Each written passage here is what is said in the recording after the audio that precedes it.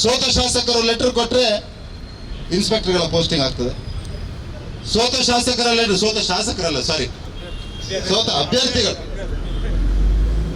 ಅಭ್ಯರ್ಥಿಗಳ ಲೆಟರ್ ಕೊಟ್ಟರೆ PDOಗಳ ಪೋಸ್ಟಿಂಗ್, ಅದು ಹಣ ಕೊಟ್ಟೆ ಧರ್ಮಕ್ಕಲ್ಲ. ಸೋತ ಅಭ್ಯರ್ಥಿಗಳು ಲೆಟರ್ ಕೊಟ್ಟರೆ ಮರಳಿನ ವ್ಯಾಪಾರ. ಸೋತ ಅಭ್ಯರ್ಥಿಗಳ ಲೆಟರ್ ಕೊಟ್ಟರೆ ನನ್ನ ಓಲೋಲ್ದು ಹೆಂಗೆ ಗೊತ್ತಿದ್ದು ಮಾರು ನಾನು ಹೊಸಬ. ಆ ರೀತಿಯಾದಂಥ ಪರಿಸ್ಥಿತಿ ಹಿಂದೆ ನೋಡಲಿಲ್ಲ, ದೇವರ ದಯದಲ್ಲಿ ಮುಂದೆ ಕಾಣಬಾರದು. ಆ ರೀತಿಯಾದಂಥ ಪರಿಸ್ಥಿತಿಯನ್ನು ಕಾಂಗ್ರೆಸ್ ಈ ರಾಜ್ಯದಲ್ಲಿ, ಈ ಜಿಲ್ಲೆಯಲ್ಲಿ ಮಾಡಿಬಿಟ್ಟಿದೆ. ನಾನು ತುಳುನಾಡಿನ ದೇವರಲ್ಲಿ ಪ್ರಾರ್ಥನೆ ಮಾಡೋದು, ಇವರಿಗೊಂದು ಸ್ವಲ್ಪ ಬುದ್ಧಿ ಕೊಡಿ. ಅಧಿಕಾರ ಶಾಶ್ವತ ಅಲ್ಲ ಅನ್ನುವಂಥದ್ದನ್ನು ಬುದ್ಧಿ ಕೊಡಿ. ಈ ನೆಲದಲ್ಲಿ ಸತ್ಯ, ಧರ್ಮ, ನ್ಯಾಯದ ಆಧಾರದಲ್ಲಿ ನಡೆದ್ರೆ ಮಾತ್ರ ಶಾಶ್ವತ ಅನ್ನುವಂಥದ್ದನ್ನ ನಾನು ಮತ್ತೆ ಮತ್ತೆ ಈ ಸಂದರ್ಭದಲ್ಲಿ ಕೂಡ ಹೇಳಲಿಕ್ಕೆ, ಕಾಂಗ್ರೆಸ್ನ ನಾಯಕರಿಗೆ ಹೇಳಲಿಕ್ಕೆ ಬಯಸ್ತಾ ಇದ್ದೇನೆ. ಅಧಿಕಾರದ ದರ್ಪದಲ್ಲಿ ಮೆರೆಯೋದು ಬೇಡ ನೀವು. ಈ ನೆಲದಲ್ಲಿ ಯಾರು ಶಾಶ್ವತವಾಗಿ ಅಧಿಕಾರದಲ್ಲಿ ಇರಲಿಲ್ಲ. ಸಂವಿಧಾನಕ್ಕೆ ಗೌರವ ಕೊಟ್ರೆ, ಈ ನೆಲದ ಕಾನೂನಿಗೆ ಗೌರವ ಕೊಟ್ರೆ, ಸತ್ಯ, ಧರ್ಮ, ನ್ಯಾಯದ ಆಧಾರದಲ್ಲಿ ನಡೆದ್ರೆ ಮಾತ್ರ ಜನರ ಪ್ರೀತಿಯನ್ನ ಗಳಿಸಬಲ್ರಿ, ಅಧಿಕಾರವನ್ನ ಪಡೆಯಬಲ್ರಿ. ಆದರೆ ಕಾಂಗ್ರೆಸ್ ಒಂದು ಹೊಸ ಮಾದರಿಯನ್ನು ಸೃಷ್ಟಿಸಲಿಕ್ಕೆ ಹೊರಟಿದೆ. ಕರ್ನಾಟಕದ ಮಾದರಿ ಪ್ರಾಯಶಃ ಕಾಂಗ್ರೆಸ್ನ ಅಂತ್ಯಕ್ಕೊಂದು ಮಾದರಿ ಅಂತ ನಾನು ಈ ಸಂದರ್ಭದಲ್ಲಿ ಹೇಳಲಿಕ್ಕೆ ಬಯಸ್ತಾ ಇದ್ದೇನೆ. ಕರ್ನಾಟಕ ಮಾದರಿ ಕಾಂಗ್ರೆಸ್ನ ಅಂತ್ಯ ಪ್ರಾಯಶಃ ಕರ್ನಾಟಕದಿಂದ ಪ್ರಾರಂಭ ಆಗ್ತದೆ. ನಾನು ಈ ಸಂದರ್ಭದಲ್ಲಿ ಎಲ್ಲ ಇಲಾಖೆಯ ಕಾನ್ಸ್ಟೇಬಲ್ನಿಂದ ಹಿಡಿದು ಮಂಗಳೂರಿನ ಕಮಿಷನರ್ ವರೆಗೆ, SP ಅವರಿಗೆ ಕೂಡ ಈ ಸಂದರ್ಭದಲ್ಲಿ ಹೇಳಲಿಕ್ಕೆ ಬಯಸ್ತಾ ಇದ್ದಾರೆ. ನಿಮ್ಗೇನಾದರೂ ಸಂಶಯ ಇದ್ದರೆ, ಮುಂದೆ ಯಾವತ್ತು ಚುನಾವಣೆ ಆಗ್ತದೆ ಆ ಸಂದರ್ಭದಲ್ಲಿ ಕರ್ನಾಟಕದಲ್ಲಿ ಭಾರತೀಯ ಜನತಾ ಪಾರ್ಟಿ ಅಧಿಕಾರಕ್ಕೆ ಬರೋದು ಶತಸಿದ್ಧ. ಅದರಲ್ಲಿ ಯಾವುದೇ ಕನ್ಫ್ಯೂಷನ್ ಬೇಡ ನಿಮಗೆ. ಹಾಗಾಗಿ ಮತ್ತೊಮ್ಮೆ ಎಚ್ಚರಿಕೆಯನ್ನು ಕೊಡ್ತಾ ಇದ್ದೇನೆ. ಈ ಪ್ರತಿಭಟನೆಯ ಮುಖಾಂತರ ಕಾನೂನಿನ ಆಧಾರದಲ್ಲಿ ಕೆಲಸವನ್ನು ಮಾಡಿ, ಸಂವಿಧಾನಕ್ಕೆ ಗೌರವ ಕೊಡುವ ಕೆಲಸವನ್ನು ಮಾಡಿ, ಜನಪ್ರತಿನಿಧಿಗಳಿಗೆ ಗೌರವ ಕೊಡುವ ಕೆಲಸವನ್ನು ಮಾಡಿ, ಬಾಂಗ್ಲಾ ಮಾದರಿಯನ್ನು ಸೃಷ್ಟಿಸುವವರ ವಿರುದ್ಧ ಗಟ್ಟಿಯಾಗಿ ನಿಲ್ಲುವಂತ ಪ್ರಯತ್ನ ಮಾಡಿ. ಯಾಕೆಂದ್ರೆ ಬಾಂಗ್ಲಾ ಮಾದರಿ ಸೃಷ್ಟಿಸಿದ್ರೆ ನಿಮಗೂ ಉಳಿಗಾಲ ಇಲ್ಲ ಅನ್ನುವಂಥ ಮಾತನ್ನು ಈ ಸಂದರ್ಭದಲ್ಲಿ ಹೇಳ್ತಾ, ನಮ್ಮೆಲ್ಲ ಕಾರ್ಯಕರ್ತರಿಗೆ ಅತ್ಯಂತ ವಿಶ್ವಾಸದಿಂದ ಈ ಸಂದರ್ಭದಲ್ಲಿ ಹೇಳಲಿಕ್ಕೆ ಬಯಸ್ತಾ ಇದ್ದೇನೆ. ಒಟ್ಟಾಗಿ ಇರುವಂತಹ ಪ್ರಯತ್ನವನ್ನು ಮಾಡೋಣ. ಭಾರತೀಯ ಜನತಾ ಪಾರ್ಟಿಯ ಕಾರ್ಯಕರ್ತರು ಒಟ್ಟಾಗಿ ಇರಬೇಕಾದಂತ ಅವಶ್ಯಕತೆ ಇದೆ.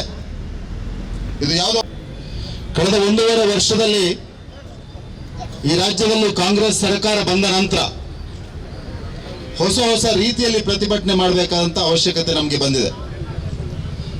ಪ್ರತಿಭಟನೆ ಮಾಡಲಿಕ್ಕೆ ಪ್ರಾರಂಭ ಮಾಡಿದ್ರೆ ಬೆಳಿಗ್ಗೆ ಒಂದು ಮಾಡಬೇಕು, ಮಧ್ಯಾಹ್ನ ಒಂದು ಮಾಡಬೇಕು, ರಾತ್ರಿ ಒಂದು ಮಾಡಬೇಕು. ಆ ರೀತಿಯ ಪರಿಸ್ಥಿತಿ ಇವತ್ತಿದೆ. ಜನ ನೆಮ್ಮದಿಯಿಂದ ಇಲ್ಲ. ಒಂದು ಹಂತ ಮೇಲಕ್ಕೆ ಹೋಗಿ ಇವತ್ತು ಜನಪ್ರತಿನಿಧಿಗಳನ್ನ ಕೂಡ ಟಾರ್ಗೆಟ್ ಮಾಡುವಂತ ಒಂದು ಪರಿಸ್ಥಿತಿ ಈ ರಾಜ್ಯದಲ್ಲಿ ನಿರ್ಮಾಣ ಆಗಿದೆ. ಬಂಧುಗಳೇ, ನಾನು ಇದೇ ನಗರದಲ್ಲಿ ಆಗಿರುವಂತಹ 2 ಘಟನೆಗಳನ್ನು ಉಲ್ಲೇಖ ಮಾಡ್ತೇನೆ. ಒಂದು, ಸನ್ಮಾನ್ಯ ಮುಖ್ಯಮಂತ್ರಿಗಳ ಪರಮಾಪ್ತ ವಿಧಾನ ಪರಿಷತ್ನ ಸದಸ್ಯ ಐವನ್ ಡಿಸೋಜಾ ಅವರು ಮಂಗಳೂರನ್ನ ಬಾಂಗ್ಲಾದೇಶ್ ಮಾಡ್ಲಿಕ್ಕೆ ಹೊರಟಿದ್ರು. ಈ ರಾಜ್ಯವನ್ನ ಬಾಂಗ್ಲಾದೇಶ್ ಮಾಡ್ಲಿಕ್ಕೆ ಹೊರಟಿದ್ರು. ಈ ರಾಜ್ಯವನ್ನ ಬಾಂಗ್ಲಾ ಮಾದರಿಯಲ್ಲಿ ನಾವು ಗವರ್ನರ್ ಅನ್ನು ಓಡಿಸ್ತೀವಿ ಅನ್ನುವಂತ ಮಾತನ್ನು ಹೇಳಿದ್ರು. ಆ ಸಂದರ್ಭದಲ್ಲಿ ನಮ್ಮ ಕಾರ್ಯಕರ್ತರು ಹೋಗಿ ಬರ್ಕೆ ಪೊಲೀಸ್ ಸ್ಟೇಷನ್ ಹೊರಗಡೆ ಎಷ್ಟು ದಿವಸ ಕುತ್ಕೊಂಡಿದ್ರು. ಆವಾಗ ತನಿಖೆ ಬೇಕಿತ್ತು ಇವರಿಗೆ. ಆವಾಗ ತನಿಖೆ ಮಾಡ್ತೀವಿ ನಾವು, ಆಮೇಲೆ FIR ಅನ್ನು ಮಾಡ್ತೇವೆ. ಲೀಗಲ್ ಒಪಿನಿಯನ್ ಬೇಕಿತ್ತು. ಬಾಂಗ್ಲಾ ಮಾದರಿ ಈ ದೇಶದ ಸಂವಿಧಾನದ ಅಡಿಯಲ್ಲಿ ಪ್ರತಿಜ್ಞೆಯನ್ನು ತೆಗೆದುಕೊಂಡಂತ ಒಬ್ಬ ಜನಪ್ರತಿನಿಧಿ ಕೇವಲ ಮುಖ್ಯಮಂತ್ರಿಗೆ ಹತ್ತಿರ ಇದ್ದಾರೆ ಅನ್ನುವ ಕಾರಣಕ್ಕೆ ಇದೇ ಪೊಲೀಸ್ ಇಲಾಖೆ ಅವರ ವಿರುದ್ಧ FIR ಅನ್ನು ಮಾಡಲಿಕ್ಕೆ ಹಿಂದೆ ಮುಂದೆ ನೋಡಿದಂತ ಪರಿಸ್ಥಿತಿ ಇತ್ತು. ಇವತ್ತು ನಮ್ಮ ಈ ಭಾಗದ ಮಾನ್ಯ ಶಾಸಕರ ವಿರುದ್ಧ ಯಾರೋ ಪುಂಡಪೋಖ್ರಿಗಳೇ ಹೋಗಿ ನಿಮಗೆ ಕಂಪ್ಲೇಂಟ್ ಕೊಟ್ಟ ಕೂಡಲೇ ನೀವು FIR ಅನ್ನು ಮಾಡ್ತೀರಿ. ಯಾವ ರೀತಿಯ ಪರಿಸ್ಥಿತಿಯನ್ನ ಈ ರಾಜ್ಯದಲ್ಲಿ ನೀವು ನಿರ್ಮಾಣ ಮಾಡಲಿಕ್ಕೆ ಹೊರಟಿದ್ದೀರಿ? ಇವತ್ತು ಭಾರತೀಯ ಜನತಾ ಪಾರ್ಟಿ ಈ ದೇಶದಲ್ಲಿ ಆಡಳಿತವಿರುವಂತಹ ಒಂದು ಪಾರ್ಟಿ, ಈ ರಾಜ್ಯದಲ್ಲಿ 2 ಬಾರಿ ಆಡಳಿತ ಮಾಡಿದಂತಹ ಪಾರ್ಟಿ. ಪ್ರತಿಭಟನೆ ಮಾಡುವಾಗ 3 ಬಸ್ ನಿಲ್ಲಿಸಿ ಯಾರನ್ನ ಹೆದರಿಸಲಿಕ್ಕೆ ಹೊರಟಿದ್ದೀರಿ ಅನ್ನುವಂಥದ್ದು ಪ್ರಶ್ನೆ. ಇವತ್ತು ಈ ಜಿಲ್ಲೆಯಲ್ಲಿ ಜನ ಕಾಣೆ ಆದ್ರೆ ಪತ್ತೆ ಮಾಡುವಂತ ತಾಕತ್ತು ಪೊಲೀಸ್ ಇಲಾಖೆಗಿಲ್ಲ. ಈ ಜಿಲ್ಲೆಯಲ್ಲಿ ಗಾಂಜಾ ಬೇಕಾಬಿಟ್ಟಿ ಹೋಗ್ತಾ ಇದೆ. ಮಕ್ಕಳು ಗಾಂಜಾಕ್ಕೆ ಬಲಿ ಆಗ್ತಾ ಇದ್ದಾರೆ, ಡ್ರಗ್ಸ್ಗೆ ಬಲಿ ಆಗ್ತಾ ಕಾರ್ಪೊರೇಟ್ ಇದೆ ನಿಮ್ಮ ಪೊಲೀಸ್ನ 4 ವ್ಯಾನ್ಗಳು ಎಷ್ಟಿದೆ? 1 2 3 4 5.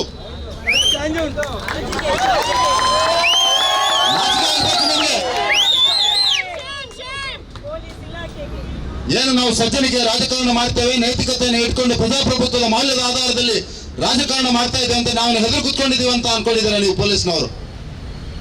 ನಾನು ಅತ್ಯಂತ ಸ್ಪಷ್ಟ ಶಬ್ದಗಳಲ್ಲಿ ಈ ಸಂದರ್ಭದಲ್ಲಿ ಪೊಲೀಸ್ ಇಲಾಖೆಗೆ ಎಚ್ಚರಿಕೆಯನ್ನು ಕೊಡಲಿಕ್ಕೆ ಬಯಸ್ತಾ ಇದ್ದೇನೆ. ಇದು ಒಂದು ಸಂದರ್ಭದಲ್ಲಿ ಹರೀಶ್ ಪೂಂಜಾ ವಿರುದ್ಧ ನೀವು ಇದೇ ರೀತಿ ಮಾಡಿದರೆ, ನಂತರ ಭರತ್ ಶೆಟ್ಟರ್ ಮೇಲೆ ಕೇಸನ್ನು ದಾಖಲಿಸುವ ಪ್ರಯತ್ನ ಮಾಡಿದರೆ, ಇವತ್ತು ವೇದವ್ಯಾಸ್ ಕಾಮತ್ ಮೇಲೆ ಕೇಸನ್ನು ದಾಖಲಿಸುವಂತ ಪ್ರಯತ್ನ ಮಾಡ್ತಾ ಇದ್ದೀರಿ. ನಮ್ಮ ಜನಪ್ರತಿನಿಧಿಗಳ ವಿರುದ್ಧ ಕೇಸನ್ನು ದಾಖಲಿಸಿ ನಮ್ಮ ಕಾರ್ಯಕರ್ತರನ್ನ ಹೆದರಿಸ್ತೀರಿ ಅನ್ನುವಂಥ ಭಾವನೆ ನಿಮ್ಮಲ್ಲಿದ್ರೆ ನೀವು ಒಂದ್ಸಲ ಹಿಂದೆ ಪೊಲೀಸ್ ಇಲಾಖೆಯಲ್ಲಿ ಕೆಲಸ ಮಾಡಿದಂಥ ಹಿರಿಯರು ಯಾರಿದ್ದಾರೆ ಅವರ ಹತ್ರ ಒಮ್ಮೆ ಮಾತನಾಡಬೇಕು.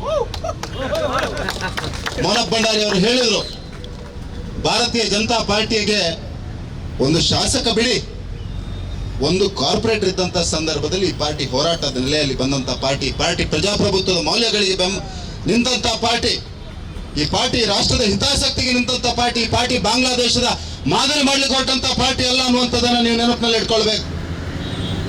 ಎಲ್ಲ ಕಾಂಗ್ರೆಸ್ ನಾಯಕರಿಗೆ ನೀವು ಯಾವುದೋ ಹೊಸ ಮಾದರಿಯನ್ನ ಕರ್ನಾಟಕದಲ್ಲಿ ಸೃಷ್ಟಿಸಲಿಕ್ಕೆ ಹೊರಟ್ರೆ ಭಾರತೀಯ ಜನತಾ ಪಾರ್ಟಿ ಅದನ್ನು ಸದನದ ಒಳಗೆ ಹೊರಗಡೆ ಪ್ರಜಾಪ್ರಭುತ್ವದ ಮೌಲ್ಯಗಳಿಗೋಸ್ಕರ, ಸಂವಿಧಾನಕ್ಕೋಸ್ಕರ, ಕಾನೂನಿಗೋಸ್ಕರ, ಈ ನೆಲದ ಜನರಿಗೋಸ್ಕರ ನಾವು ಸದಾ ಹೋರಾಟವನ್ನ ಮಾಡ್ತೇವೆ. ದಿನದ 24 ಗಂಟೆ ಬಂದು ನಿಲ್ಬೇಕಾದಂತ ಪರಿಸ್ಥಿತಿ ಬಂದ್ರು ಭಾರತೀಯ ಜನತಾ ಪಾರ್ಟಿಯ ಕಾರ್ಯಕರ್ತರು ಅದಕ್ಕೆ ತಯಾರಿದ್ದಾರೆ ಅನ್ನುವಂಥದ್ದನ್ನು ಕೂಡ ಪೊಲೀಸ್ ಇಲಾಖೆಗೆ ನಾನು ಮತ್ತೆ ಎಚ್ಚರಿಕೆಯನ್ನು ಕೊಡಲಿಕ್ಕೆ ಬಯಸ್ತಾ ಇದ್ದೇನೆ. ನಾವು ಯಾರಾದ್ರೂ ನೀವು ವೇದವ್ಯಾಸ್ ಕಾಮತ್ ಮೇಲೆ ಕೇಸ್ ಹಾಕಿದ್ಕೊಳ್ಳಿ, ವೇದವ್ಯಾಸ್ ಕಾಮತ್ ಹೆದರಿ ಮಂಗಳೂರು ಬಿಟ್ಟು ಓಡುವವರಲ್ಲ. ಮಂಗಳೂರಿನ ಜನ ಆಯ್ಕೆ ಮಾಡಿದಂತಹ ಶಾಸಕರವರು, ಮಂಗಳೂರಿನ ಜನ ಬೆಂಬಲವನ್ನು ಕೊಟ್ಟು 2 ಬಾರಿ ಆಯ್ಕೆ ಮಾಡಿದಂತಹ ಶಾಸಕರು, ಸೋತ ಶಾಸಕರ ರೀತಿ ಇವತ್ತು ಸೋತ ಶಾಸಕರ ಲೆಟರ್ ನಿಮಗೂ ಅಗತ್ಯ ಇದೆ. ಆ ರೀತಿಯ ಪರಿಸ್ಥಿತಿ ಆಗಿದೆ. ನಿಮ್ಮನ್ನು ದೂಷಿಸಿ ಏನು ಪ್ರಯೋಜನ? ಮೊದಲ ಬಾರಿಗೆ ಕರ್ನಾಟಕ ರಾಜ್ಯದಲ್ಲಿ ಸಿದ್ದರಾಮಯ್ಯರವರ ಪರಿಸ್ಥಿತಿ ಕೂಡ ನೋಡಿ ನನಗೆ ಚಿಂತಾಜನಕ ಪರಿಸ್ಥಿತಿ ಅವ್ರದ್ದು.